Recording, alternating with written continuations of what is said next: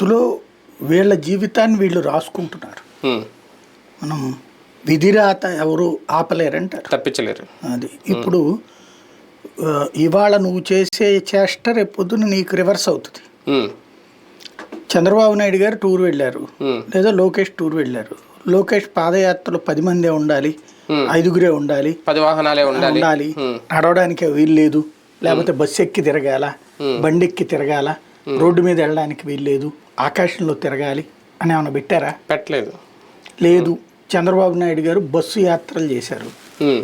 Bus ఒకటే ఉండాలి, వెనకాల ఎవడో ఎక్కకూడదు, ఉమ్. చుట్టుపక్కల ఎవరు ఉండకూడదు, ఓ 10 మందికి మించి ఉండకూడదు, ఓన్లీ అచ్చెన్నాయుడు ఉండాలా, లేకపోతే అయ్యన్న పాత్రుడు ఉండాలని ఏమైనా చెప్పారా? లేదు. లేదు కదా.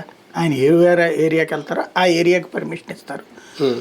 అయితే గీతే సహజ సిద్ధంగా ఉండేటటువంటిది నువ్వు ఉన్న రోడ్డు వరకే కన్ఫైన్ అవ్వాలి, ఇట్లాంటివి పెడతారు తప్పించి రిస్ట్రిక్షన్స్ అంటే కొన్ని సహజసిద్ధమైన రిస్ట్రిక్షన్స్ ఉంటాయి.